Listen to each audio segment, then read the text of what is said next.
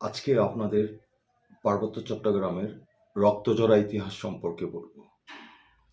এই সত্য ইতিহাস নিজে জানুন এবং অন্যদেরকেও জানান। 953 সাল থেকে দশম শতাব্দী পর্যন্ত এই পার্বত্য চট্টগ্রাম ছিল সুলাতাউন সান্দোয়া নামক এক আরাকান রাজার অধীনে। দশম শতাব্দী থেকে 1666 সাল পর্যন্ত পার্বত্য চট্টগ্রাম শাসন করেছে বিভিন্ন ত্রিপুরা রাজারা। এটা ভারতের ত্রিপুরা রাজ্যের অধীনে ছিল। আজকে যে ত্রিপুরা জাতিগোষ্ঠীকে আপনারা দেখতে পান, সেই ত্রিপুরা শব্দটি এসেছে ভারতের ত্রিপুরা রাজ্যের ত্রিপুরা শব্দ থেকে। তো পরবর্তীতে বিভিন্ন সময়ে চীন থেকে প্রায় 11টি জাতিগোষ্ঠীর মানুষ পার্বত্য চট্টগ্রামে এসে বসবাস শুরু করে। 1666 সালে পার্বত্য চট্টগ্রাম মোগলরা দখল করে নেয়। 1760 সাল পর্যন্ত পার্বত্য চট্টগ্রাম মোগল শাসনের অধীনে ছিল। 1760 সালে মোগল সম্রাট মীর কাসেম আলী পার্বত্য চট্টগ্রামকে ব্রিটিশদের কাছে হস্তান্তর করেন। 1760 সালে ব্রিটিশরা, যেটা পার্বত্য চট্টগ্রাম ছিল, এটা চট্টগ্রাম জেলার অধীনে ছিল, তো তারা এই অঞ্চলের নামকরণ করেন চিটাগং। 1860 সালে যখন পার্বত্য চট্টগ্রাম ব্রিটিশ ভারতের অধীনে চলে আসে, তখন চট্টগ্রামকে জেলা করা হয়। তার পাশাপাশি একটা জেলা করা হয় পার্বত্য চট্টগ্রাম, যার সদর দপ্তর ছিল রাঙ্গামাটি। পরবর্তীতে এই পার্বত্য চট্টগ্রাম জেলা ভেঙে খাগড়াছড়ি এবং বান্দরবন দুটো জেলায় পরিণত হয়। এই পার্বত্য চট্টগ্রামে ত্রিপুরার জনগোষ্ঠী অনেক আগে থেকেই বসবাস করছে। তারপর যে চাকমা জনগোষ্ঠীটা পার্বত্য চট্টগ্রামে আসে, তারা আসে 1418 সালে রাজা মংচুর নেতৃত্বে। মায়ানমার থেকে তারা এসে টেকনাফ, উখিয়া, রামু, বান্দরবন এইসব জায়গায় বসবাস করা শুরু করে। ধীরে ধীরে তারা পার্বত্য চট্টগ্রামে ছড়িয়ে যায়। 1947 সালের 14ই আগস্ট ভারত যখন দুই টুকরো হয়ে পাকিস্তান নামক রাষ্ট্রের জন্ম হয়, তার ঠিক মাত্র 6 দিন পর পার্বত্য চট্টগ্রামে পাকিস্তানের বেলুচ রেজিমেন্ট দিয়ে এক নৃশংসতম গণহত্যা চালানো হয় এবং এই গণহত্যায় আদিবাসীদেরকে হত্যা করে পার্বত্য চট্টগ্রামে পাকিস্তানের পতাকা তোলা হয়। এখানে একটা ব্যাপার স্পষ্ট, সেটা হচ্ছে কি 1947 সালের যে ভারতীয় স্বাধীন আইন আছে, সেটাকে লঙ্ঘন করে পাকিস্তানিরা এই পার্বত্য চট্টগ্রামকে দখল করে নিয়েছিল। 1947 সালের 15ই আগস্ট, অর্থাৎ পাকিস্তান স্বাধীন হওয়ার একদিন পরে যখন ভারত স্বাধীন হয়, তখন রাঙ্গামাটিতে ভারতীয় পতাকা উত্তোলন করা হয় এবং বান্দরবনের যে বোমাং রাজা আছেন, তার নেতৃত্বে সেখানে মায়ানমারের পতাকা উত্তোলন করা হয়। অর্থাৎ আদিবাসীদের একটা অংশ তারা ভারতের সাথে যুক্ত হওয়ার ইচ্ছা প্রকাশ করেন এবং আরেকটা অংশ তারা মায়ানমারের সাথে যুক্ত হওয়ার ইচ্ছে প্রকাশ করেন। কিন্তু পরবর্তীতে চাকমা একজন রাজা, স্নেহ কুমার চাকমা, যার নেতৃত্বে রাঙামাটিতে যে 10,000 যুবকের একটা বিশাল সমাবেশ হয়েছিল, সেখান থেকে আদিবাসীরা ঘোষণা দেয় তারা ভারতের সাথে যুক্ত হয়ে যাবেন। তিনি প্রায় দীর্ঘ 50 দিন ধরে ভারতের যে তৎকালীন কংগ্রেস পার্টির নেতা ছিলেন জওহরলাল নেহেরু, তার সাথে সাক্ষাৎ লাভের জন্য আপ্রাণ চেষ্টা করেন, তাকে বোঝাতে চেষ্টা করেন যে আমরা ভারতের সাথে যুক্ত হতে চাই। কিন্তু সেই সময়টায় ভারত সরকার কাশ্মীর নিয়ে এত বেশি ব্যস্ত ছিল যে তিনি পার্বত্য চট্টগ্রামের যে নেতা স্নেহ কুমার চাকমা, তাকে ঠিক সেভাবে সময় দিতে পারেননি। 50 দিন পরে যখন তিনি স্নেহ কুমার চাকমাকে সময় দিলেন, তখন কিন্তু ততদিনে কর্ণফুলীর জলটা অনেক দূর পর্যন্ত গড়িয়ে গেছে। তখন আর কিছুই করার ছিল না ভারত সরকারের। কারণ 20 আগস্ট 1947 সালের পার্বত্য চট্টগ্রাম পাকিস্তানের অধীনে চলে আসে। তো এখানে একটা বিষয় হচ্ছে যে পাকিস্তানের অধীনে আসার পরে পাকিস্তান সরকার এখানে ইতিহাসের জঘন্যতম নৃশংসতম হত্যাকাণ্ড চালায়। প্রায় দীর্ঘ 23 বছর ধরে আদিবাসীদেরকে হত্যা এবং তাদের সম্পত্তি লুণ্ঠন করা হয়। আপনাদের অনেকের জানার কথা যে 1947 সালে এই যে আমাদের পাকিস্তান, ভারত এবং এর আগে আফগানিস্তান যে স্বাধীন রাষ্ট্র করা হলো, যিনি করেছেন ব্রিটিশ কর্মকর্তা মাউন্টব্যাটেনের নাম আপনারা শুনেছেন। তিনি কি করলেন, একজন ব্রিটিশ আইনজীবী যার নাম হচ্ছে স্যার র্যাডক্লিফ, তাকে এনে মানে এমনভাবে এই ভারতীয় উপমহাদেশকে বিভক্ত করা হলো, মানে ব্রিটিশরা এমন একটা নোংরামি করে গেল, যার ফলে কি হয়েছে, এই অঞ্চলের যে সংঘাত শুরু হয়েছে সে সংঘাত কিন্তু চলতে থাকবে। সেটা কিভাবে করেছে দেখেন। এই পার্বত্য চট্টগ্রামের যারা আদিবাসী ছিল তারা চেয়েছিল ভারতের সাথে যুক্ত হতে। ইভেন ব্রিটিশরা কি করলো, তারা কাশ্মীরকে ভেঙে একটা অংশ, যখন কাশ্মীর একটা স্বাধীন রাষ্ট্র ছিল, ঠিক তেমনি পার্বত্য চট্টগ্রাম, এটা কিন্তু আপনার প্রায় 1500 বছর যে ব্রিটিশের শাসন চলেছে সেখানে তারা কিন্তু ব্রিটিশদের কাছে নতি স্বীকার করেনি। তো এখানে যে স্যার র্যাডক্লিফ তিনি যেটা করলেন, তিনি পার্বত্য চট্টগ্রামকে ভারত অথবা মায়ানমারের সাথে যুক্ত না করে তিনি পার্বত্য চট্টগ্রামকে যুক্ত করে দিলেন পাকিস্তানের সাথে, যাতে করে এই অঞ্চলে একটা দীর্ঘস্থায়ী রক্তক্ষয়ী যুদ্ধ চলতে থাকে। একইভাবে কাশ্মীরের ক্ষেত্রেও কাশ্মীরকে একটি স্বাধীন রাষ্ট্র না করে তিনি কাশ্মীর সমস্যার সৃষ্টি করলেন, এবং সেই সমস্যা আপনারা দেখছেন যে সেটা এখন পর্যন্ত চলছে এবং ভবিষ্যতেও চলবে। একই কাজ তিনি করেছেন পাকিস্তান এবং আফগানিস্তানের যে বর্ডার আছে, আপনারা যেটাকে ডুরাল লাইন বলে জানেন, যেটা প্রায় 2640 কিলোমিটার দীর্ঘ, সেখানেও তিনি একই সমস্যা সৃষ্টি করে রেখেছেন, যাতে পাকিস্তান এবং আফগানিস্তান দীর্ঘ সময় ধরে এই ডুরাল লাইন নিয়ে সংঘাতে লিপ্ত এবং সেখানে হাজার হাজার মানুষের প্রাণহানি ঘটছে। তো যখন পাকিস্তান নামক রাষ্ট্রের দখলে চলে আসে পার্বত্য চট্টগ্রাম, আপনারা জানেন যে পাকিস্তান এমন একটি রাষ্ট্র, তারা আমেরিকার গোলাম ছাড়া আর কিছুই নয়। এই পাকিস্তানিরা তখন কি করলো, আমেরিকার ডিপ স্টেটের সাথে মিলে 1960 সালে আমেরিকার যে ইউএসএইড, যেটা দিয়ে শেখ হাসিনা সরকারের পতন করা হয়েছে, আপনারা দেখলেন, সে একই ইউএসএইড এর অংশ হিসাবে কাপ্তায় একটা জলবিদ্যুৎ প্রকল্প তৈরি করলো, যার 655 বর্গ কিলোমিটার এলাকা কিন্তু প্লাবিত হয়ে গেল। লক্ষ লক্ষ আদিবাসী পরিবারগুলা তারা গৃহহীন হয়ে গেল, তাদের ঘরবাড়ি ডুবে গেল, তাদের কৃষিকাজের যে জমি ছিল সেটা পানির তলে তলিয়ে গেল। এই বাঁধ নির্মাণ যে ঠিকাদারি প্রতিষ্ঠান ছিল, আপনি আশ্চর্য হবেন, সেই ঠিকাদারি প্রতিষ্ঠান ছিল যুক্তরাষ্ট্রের এবং সেটার নাম ছিল উঠা ইন্টারন্যাশনাল কর্পোরেশন।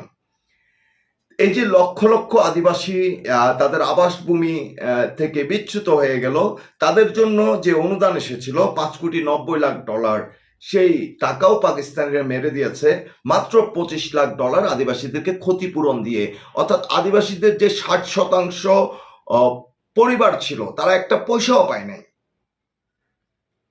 লক্ষ লক্ষ পরিবার, তাদেরকে একটা পয়সাও দেওয়া হয় নাই। এই যে আদিবাসীদের উপর যে নির্যাতন করা হচ্ছে, তাদেরকে যে হত্যা করা হচ্ছে, তাদের সম্পদ, তাদের আদিভূমি যে লুটতরাজ করা হচ্ছে, সেটা কিভাবে হচ্ছে? এই কাপ্তাই বাঁধের ফলে 40,000 চাকমা সম্প্রদায়ের মানুষ তারা বাধ্য হয়েছে তাদের ঘরবাড়ি হারিয়ে ভারতের অরুণাচল প্রদেশে আশ্রয় নিতে।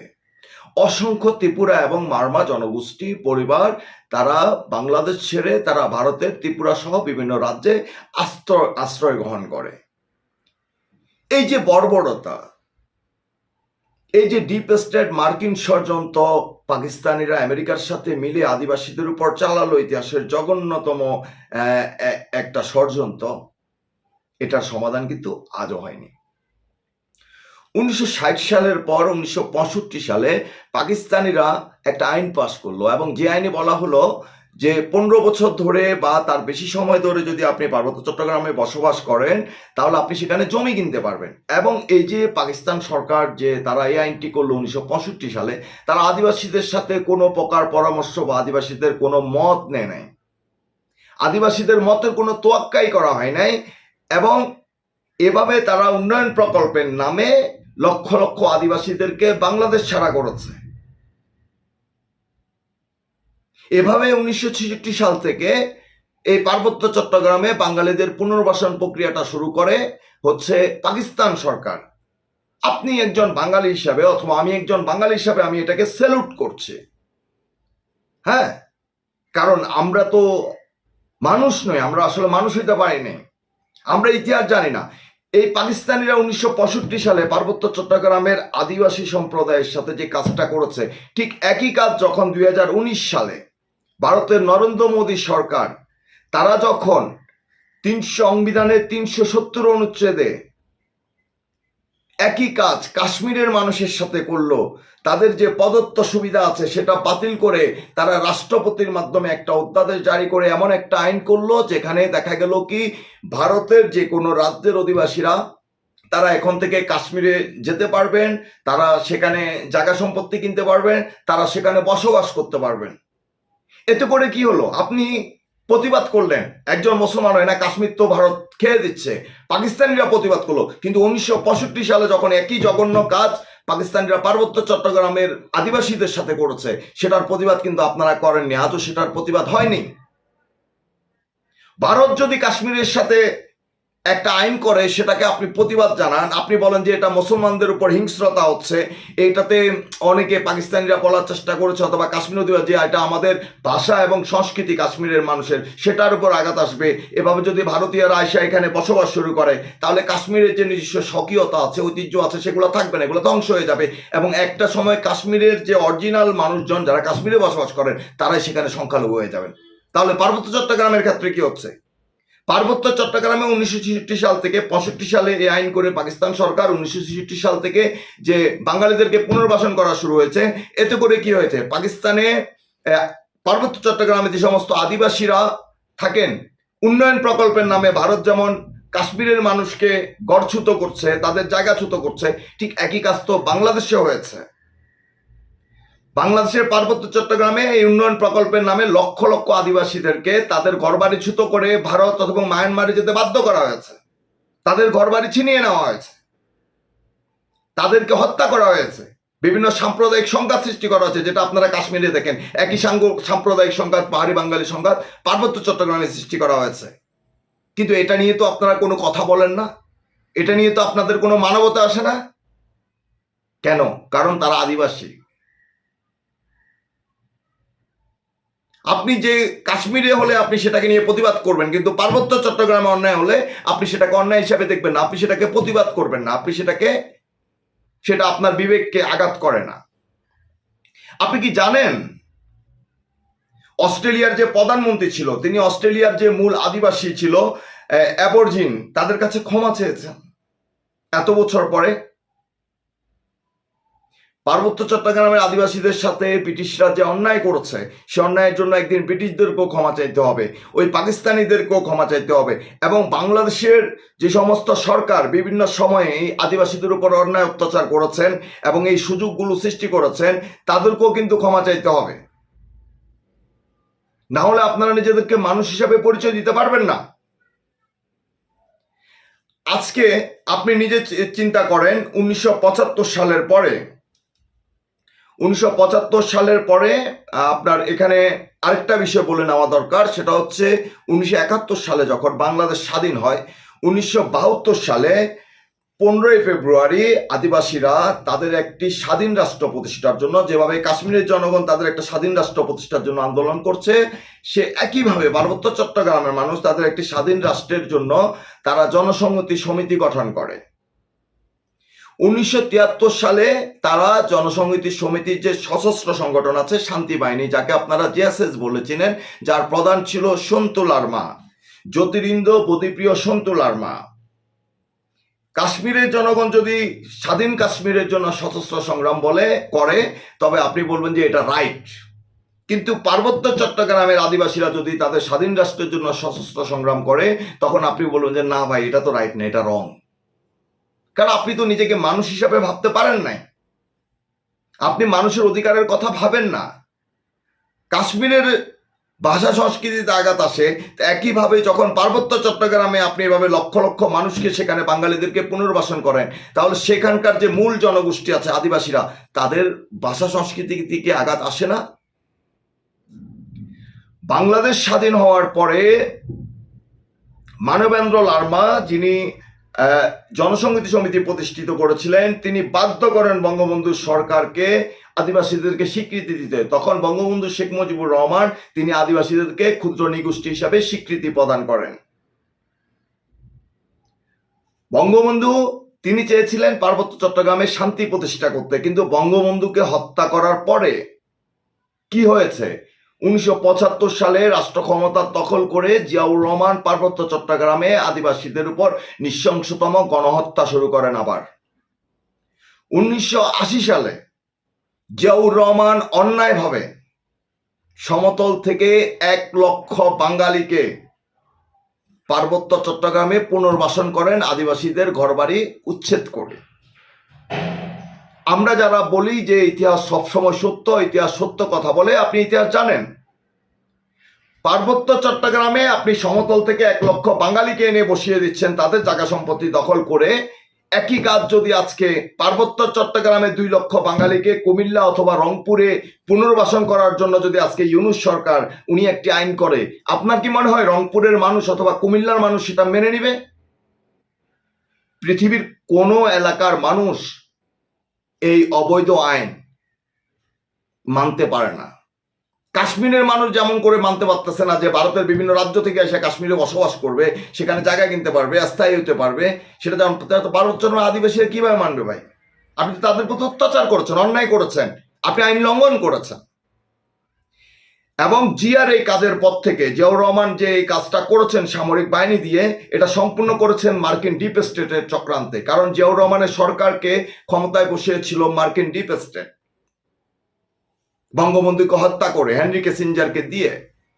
তাহলে এই 1980 সালের পর থেকে কিন্তু পার্বত্য চট্টগ্রাম অশান্ত হয়ে যায়। সেখানে একের পর এক সামরিক দাঙ্গা চলতে থাকে। পাহাড়ি বাঙালিদের মধ্যে একটা সাম্প্রদায়িক দাঙ্গা সৃষ্টি করেন জিয়াউর রহমান, যার ফলে দেখা যায় 1984 সালে বরকলে 100 জন বাঙালিকে কিন্তু নৃশংসভাবে হত্যা করা হয়। এবং আপনারা জানেন বিভিন্ন সময়ে এই পার্বত্য চট্টগ্রামে তুচ্ছ ঘটনাকে কেন্দ্র করে পাহাড়ি বাঙালিদের হত্যাকাণ্ড চলতেই থাকে। এর থেকে বের করে নিয়ে আসার জন্য তো একটা পরিকল্পনা দরকার। আপনি নিজের বিবেককে প্রশ্ন করেন। 1960 সালে যেখানে পার্বত্য চট্টগ্রামের মূল জনসংখ্যার মাত্র 23% ছিল বাঙালি, সেখানে 1987 সালে সেটা কিভাবে 50% হয়ে যায়? এটা কি অন্যায় নয়? 1979 সাল থেকে 1997 সাল পর্যন্ত আদিবাসীদেরকে প্রায় 5700 আদিবাসীকে কিন্তু হত্যা করা হয়। প্রায় 15,000-এর উপরে আদিবাসী কিন্তু তারা আহত হন। 11,000-এর উপরে তাদেরকে কিন্তু বন্দি করা হয়েছে। এরপর 1997 সালে শেখ হাসিনা সরকার ক্ষমতায় এসে জনসংহতি সমিতির সাথে পার্বত্য চট্টগ্রামে শান্তি প্রতিষ্ঠার জন্য ঐতিহাসিক পার্বত্য চট্টগ্রাম শান্তি চুক্তি করেন। কিন্তু আপনি লক্ষ্য করলে দেখবেন তার ঠিক মাত্র 1 বছরের মাথায় সেই একই মার্কিন ডিপ স্টেট চক্রান্তে জনসংহতি সমিতির একটা অংশ, যিনি খিসা, তিনি এই পার্বত্য শান্তি চুক্তি মানেন না বলে তিনি ঢাকায় একটা সংবাদ সম্মেলন করে তিনি আরেকটি সশস্ত্র সংগঠন করেন, যার নাম হচ্ছে ইউপিডিএফ। এই ইউপিডিএফ কে কারা নিয়ন্ত্রণ করে? এই ইউপিডিএফ কে নিয়ন্ত্রণ করে হচ্ছে আমেরিকান ডিপ স্টেট। আর এই ইউপিডিএফ তৈরির পিছনে ভূমিকা ছিল বিএনপি এবং জামায়াতের। আরেকটু সামনে গেলে আপনারা দেখবেন যে 2017 সালে সেই ইউপিডিএফ ভেঙে আবার তপনজ্যোতি চাকমার নেতৃত্বে আরেকটি ফ্রন্ট খোলা হয় সশস্ত্র, সেটা হচ্ছে ইউপিডিএফ গণতান্ত্রিক ফ্রন্ট। এবং একই সালে 2017 সালে আপনার পাহাড়ি ছাত্র পরিষদ, জনসংহতি সমিতির যে ছাত্র সংগঠন ছিল যার নাম ছিল পাহাড়ি ছাত্র পরিষদ, এই পাহাড়ি ছাত্র পরিষদের নেতাই কিন্তু ছিলেন প্রসিদ্ধ খিসা। লক্ষ্য করবেন, প্রসিদ্ধ খিসা কিন্তু এই জেএসএস ভেঙে তিনি গঠন করেন ইউপিডিএফ। এবং 2017 সালে পাহাড়ি ছাত্র সংসদের আরেক নেতা নাথান বম, তিনি আরেকটি সংগঠন করেন, সেটার নাম হচ্ছে কুকিচিন, যাকে আপনারা কেএনএফ নামে চেনেন। 2000 সদস্য নিয়ে তিনি সর্বপ্রথম এই সংগঠনটি করেন, যার পিছনে রয়েছে চীন। তাহলে এই পার্বত্য চট্টগ্রাম নিয়ে যে ষড়যন্ত্র চলছে, যে ডিপ স্টেট পরিকল্পনা চলছে, এই যে রক্তক্ষয়ী সংঘর্ষ আপনারা গত কয়েকদিন ধরে দেখছেন, গুইমারাতে যেভাবে আদিবাসীদের ঘরবাড়ি জ্বালিয়ে দেওয়া হচ্ছে, বাঙালিদের ব্যবসা প্রতিষ্ঠান চলতেছে, হ্যাঁ, যেভাবে সামরিক বাহিনী সেখানে প্রায় 3 জনকে এ পর্যন্ত হত্যার খবর হয়েছে, এবং খাগড়াছড়ির একটা মেয়ে কিশোরী, তাকে গণধর্ষণ করা হয়েছে। 2024 সালেও আপনারা দেখেছেন তুচ্ছ একটা ঘটনা, একজন মোটর চালক মামুন হত্যাকে কেন্দ্র করে কিভাবে শত শত পাহাড়িদের ঘরবাড়ি জ্বালিয়ে দেওয়া হয়েছে। এই অশান্তির রাজনীতি, এই রক্ত খাওয়ার রাজনীতি পাহাড়ে কারা করছে? আপনি নিজেকে কারা পাহাড়কে অশান্ত করতে চায়? আপনারা জানেন যে সেন্ট মার্টিন দ্বীপ না দেওয়ার কারণে কি হয়েছে বাংলাদেশে। আপনারা জানেন এই পার্বত্য চট্টগ্রাম নিয়ে, ভারতের মিজোরাম নিয়ে এবং আরাকান রাজ্য নিয়ে আমেরিকা একটি খ্রিস্টান রাষ্ট্র করতে চায়, যার কারণে ইউনুসকে বাংলাদেশের রাষ্ট্র ক্ষমতায় বসানো হয়েছে। ইউনুস গতকালকে জাতিসংঘে কি বলেছে? সে বলেছে যে সে এখন গ্যালারিতে বসে খেলা দেখবে না, সে এখন মাঠে খেলবে। এই তো ইউনুসের খেলা পার্বত্য চট্টগ্রামে শুরু হয়েছে, আদিবাসীদের হত্যার মধ্য দিয়ে বাঙালি পাহাড়িদের মধ্যে সংঘাত সৃষ্টি করে। এই সংঘাতে কারা লাভবান হচ্ছেন? কি আদিবাসীরা লাভবান হচ্ছেন? বাঙালিরা লাভবান হচ্ছেন? আপনারা লাভবান হচ্ছে না। এই সন্ত্রাসে লাভবান হচ্ছে যারা পাহাড়িদের বিভিন্ন গডফাদার আছে, এবং বাঙালিদের যে সমস্ত অঘোষিত গডফাদার আছে, যারা হাজার হাজার একর এসব পাহাড়ি বাঙালিদের মধ্যে সংঘাত সৃষ্টি করে, মানুষ হত্যা করে, যারা হাজার হাজার একর সম্পত্তির মালিক হয়ে গেছেন, 3 পার্বত্য ডিস্ট্রিক্টের অঘোষিত গডফাদার হয়ে গেছেন, একটি জাতীয়তাবাদী রাজনৈতিক দলের অনেক বড় নেতা হয়ে গেছেন, এমপি হয়ে গেছেন, তারা পাহাড়ি এবং বাঙালিদের মধ্যে এই সংঘাত জিয়ে রেখেছে। কারণ পাহাড়ি বাঙালিরা যদি এখানে মারামারি করে, তারা যদি নিজেদের মধ্যে রক্ত ঝরায়, তাহলে এদের লাভ। আপনি কি কখনো দেখেছেন ছোট্ট একটা পার্বত্য অঞ্চলে সেনাবাহিনীর 4টা ব্রিগেড আছে? 4টা ব্রিগেড, প্রায় 80,000 সেনা সদস্য পার্বত্য চট্টগ্রামে আছে। শুধু তাই নয়, সেনাবাহিনীর অস্থায়ী ক্যাম্প আছে প্রায় 232টা। মাত্র 19 লক্ষ মানুষ পার্বত্য চট্টগ্রামে বসবাস করেন, কিন্তু তাদের জন্য সেখানে সেনাবাহিনীর 4টা ব্রিগেড এবং 232টা অস্থায়ী ক্যাম্প। এই 19 লক্ষ মানুষের মধ্যে প্রায় 9 লক্ষ হচ্ছেন বাঙালি বা 9.5 লক্ষ আদিবাসী, সেম। তাহলে এই যে পার্বত্য চট্টগ্রামে যে সংঘাত হয়েছে, আজকে যে ইউপিডিএফ গণতান্ত্রিক ফ্রন্টের নাম আসতেছে, তারা বলতেছে যে ইউপিডিএফ গণতান্ত্রিক ফ্রন্টে কাজ করতেছে, সংঘাত সৃষ্টি করতেছে, এটাকে ভারতের ষড়যন্ত্র বলে আখ্যা দিচ্ছেন। এটাকে ভারতের ষড়যন্ত্র কেন আখ্যা দিচ্ছেন? জনসংহতি সমিতি যখন শান্তি চুক্তি করে, তখন ইউপিডিএফ কারা তৈরি করেছিল? এই ইউপিডিএফ তৈরির পিছনে তো প্রসিদ্ধ খিসাকে দিয়ে যে ইউপিডিএফ তৈরি করা হয়েছে, এর পিছনে তো বিএনপি জামাতের মদত আছে। এই ইউপিডিএফ যে তৈরি করা হয়েছে, তিনি সেনাবাহিনীর কোন মেজরের সাথে সাক্ষাৎ করেছিলেন? আপনারা একটু খুঁজে বের করার চেষ্টা করেন। সরি, ইউপিডিএফকে কারা অর্থায়ন করে, কারা পার্বত্য চট্টগ্রামে অশান্তি সৃষ্টি করে রেখেছে? আপনারা একটু নিজেদের বিবেককে কাজে লাগান। যে কেএনএফ তৈরি করা হয়েছে কুকিচিন, এই কুকিচিন কাদের সাথে যোগাযোগ করে? এই পার্বত্য চট্টগ্রামের যে সমস্যা চলছে, সেটা একটা ত্রিমুখী সমস্যা। এখানে আমেরিকা যেমন আছে, ভারত যেমন আছে, তেমনি চীনও আছে। এটা একটা আন্তর্জাতিক সমস্যা। জিওপলিটিক্যালি যে আজকে বাংলাদেশকে কোন জায়গায় নিয়ে এসেছেন, কেন ইউনুস নামক পাপেটকে আজকে বাংলাদেশের রাষ্ট্র ক্ষমতায় বসিয়ে দেওয়া হয়েছে, একটু বিবেক খাটান, একটু মাথা খাটান, তাহলে বুঝতে পারবেন।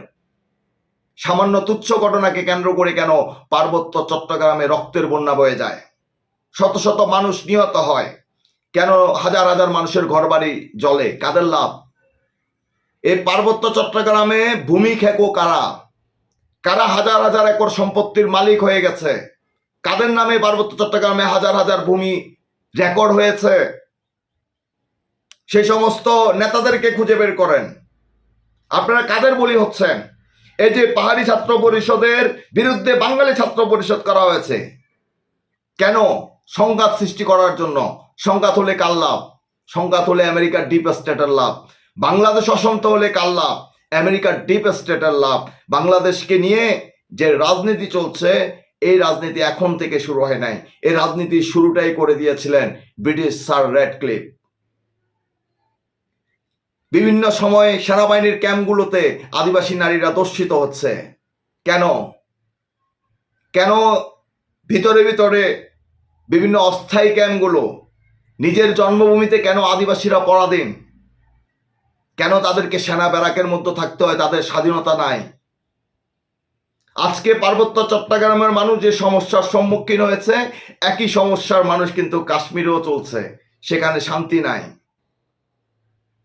কাশ্মীরের সমস্যার সমাধান আপনি যেমন চান, আমিও চাই, ঠিক পার্বত্য চট্টগ্রামের সমস্যার সমাধান চাই। এই সমস্যার সমাধান কি? আপনি যদি বলেন কাশ্মীরকে একটি স্বাধীন রাষ্ট্র হিসাবে স্বীকৃতি দিতে হবে, এটা হচ্ছে কাশ্মীর সমস্যার সমাধান, তাহলে পার্বত্য চট্টগ্রামকে একটি স্বাধীন স্টেট হিসাবে দিতে হবে। ওরা স্বাধীন ছিল, আদিবাসীরা কখনো পরাধীন ছিল না। ওরা 200 বছর ব্রিটিশদের গোলামি করে নাই। কিন্তু দিবেন না। তাহলে শান্তি প্রতিষ্ঠা করতে হলে কি করতে হবে? শান্তি প্রতিষ্ঠা করতে হলে সেখানে যারা বাঙালি আছেন, সেখানে যারা আদিবাসীরা আছেন, সবাই মিলে শান্তি আলোচনায় বসতে হবে। শান্তি আলোচনাটা আপনি কার সাথে করবেন? যারা সেখানে সংঘাত সৃষ্টি করে তাদের সাথে, যারা মার্কিন পাপেট হয়ে এসেছে, ডিপ স্টেটের পাপেট।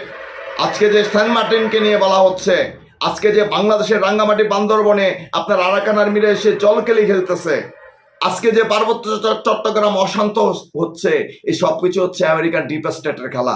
এই জন্যই বলছি যে চট্টগ্রাম থাকবে কি থাকবে না। আদৌ কি চট্টগ্রাম বাংলাদেশের হাতে থাকবে? আপনারা তো খাল কেটে কুমির এনেছেন। তো সে প্রসঙ্গে অন্য একদিন বলবো যে টোটাল চট্টগ্রামের যে পরিস্থিতি এবং সেখানে যে সমস্ত সশস্ত্র সংগঠন আছেন, তাদের বিভিন্ন ইতিহাস, বায়োডাটা এবং তাদের কানেকশন কোথায়, সব কিছুকে নিয়ে বিস্তারিত আলোচনা করব। আপনারা লাইক, কমেন্ট, শেয়ার এবং সাবস্ক্রাইব করে পাশে থাকবেন। ধন্যবাদ সবাইকে।